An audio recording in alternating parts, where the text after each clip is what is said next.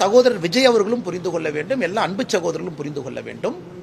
தமிழகத்திற்கு சென்னை பக்கத்தில் விமான நிலையம் வேண்டும். அது என்ன என்பதை தேர்வு செய்து கொடுக்க வேண்டிய பொறுப்பு மாநில அரசுக்கு இருக்கு.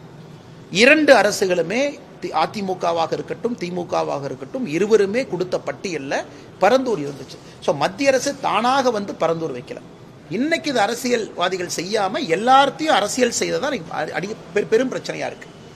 அப்படி இருக்கும் பொழுது இதே விஜய் அவர்கள் கட்சி எப்ப ஆரம்பிச்சாங்க? ஒரு வருஷத்துக்கு முன்னாடி. ஒரு வருஷமா ஏன் பரந்தூருக்கு போல? அப்ப February 2, 2024 நான் கட்சி ஆரம்பிச்சேன். இன்னைக்கு February 2, 2025 நான் கட்சி ஆரம்பிச்சு ஒரு வருஷம் வந்துருச்சு. ஸோ ஒரு வருஷமா என்ன பண்ணீங்க? ஒரு வருஷமா நீங்க கட்சி ஆரம்பிச்சிட்டீங்களே, கட்சி தலைவராக கடிதம் எழுதியிருக்கலாமே. ஸோ அந்த 900 நாள் மக்கள் போராடுறாங்கன்னா நீங்க கட்சி அறிவிச்சு 365 நாள் மக்கள் எக்ஸ்ட்ரா போராடி இருக்காங்கல்ல. அதனால் நான் கேட்கிறேன், இது அரசியலா, இது ஆக்கப்பூர்வமான அணுகுமுறையா? இதே விஜய் அவர்கள் கட்சி ஆரம்பிச்ச முதல் நாள் அங்க போயிருக்கலாம்ல, முதல் வாரத்தில் போயிருக்கலாமே, முதல் மாசத்துல போயிருக்கலாமே, முதல் 100 நாள்ல போயிருக்கலாமே. அது எதற்கு கட்சி ஆரம்பித்து ஒரு வருட காலம் கழித்து போகணும்? அந்த கேள்வியும் மக்கள் கேட்பாங்கல்ல. ஓ, அப்ப இந்த அரசியல்வாதிகள்லாம் இதை அரசியல் பண்ண போறாங்களா, இல்ல உண்மையாலுமே போராடி கொண்டிருக்கக்கூடிய மக்களுக்கு தீர்வு சொல்ல போறாங்களா? இதையும் சாதாரண மக்கள் கேட்கிறாங்க. அதனால விஜய் அவர்கள் போனது தவறு இல்லை. பட் செல்லும் பொழுது எல்லோரும் என்ன நினைக்கிறாங்கன்னா, ப்ராசஸ் என்ன, இதுல மத்திய அரசை ஏன் உள்ள இழுக்கிறீங்க அப்படிங்கிறது தான் திரும்ப திரும்ப நான் வைக்கக்கூடிய கேள்வி. விஜய் போறது யார் வேணாலும் போகலாம் சார். ஒரு அரசியல் கட்சியினுடைய தலைவர்கள் யார் வேண்டுமானாலும் போய் பொதுமக்களை சந்திப்பதெல்லாம்.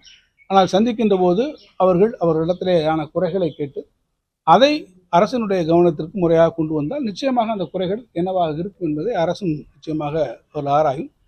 அவர் அங்கே செல்வதற்கு அனுமதியும் வழங்கப்பட்டிருக்கிறது. எந்த அரசியல் கட்சியினுடைய தலைவராக இருந்தாலும் அது பொருந்தும் என்பதை நான் இங்கே தெரிவிக்க விரும்புகிறேன்.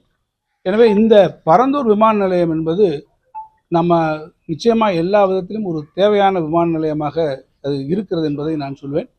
விஜய் அவர்களுக்கு சொல்ல விரும்புகிறேன், மக்களை பார்க்குறதோ, அவர் போராடுகிற மக்களுடைய போய் பேசுகிறதோ, அவங்க தரப்பு நியாயத்தை கேட்குறதோ நான் தப்புன்னு நினைக்கல. ஆனால் இது ஒரு மலிவான ஒரு புதிய அரசியல் கட்சியை ஆரம்பித்திருக்கின்ற, நான் தேர்தலில் போட்டியிடுவேன்னு சொல்கிற விஜய் அவர்கள் இது ஒரு மலிவான ஒரு அரசியல் யுக்தியாக இதை பயன்படுத்தக்கூடாதுங்கிறது தான் என்னோட கருத்து. சகோதரர் விஜய் பொறுத்த வரைக்குமே அவர் ஒரு அரசியல் இயக்கத்தை ஆரம்பிச்சிருக்கிறாரு. பரந்தூர் பகுதியில பொறுத்த வரைக்கும் அங்க இருக்கிற சில கிராமங்கள் பொறுத்த வரைக்கும் அந்த நில கையகப்படுத்துறதுல அந்த கிராம மக்களுக்கு ஒரு எதிர்ப்பு இருக்கு.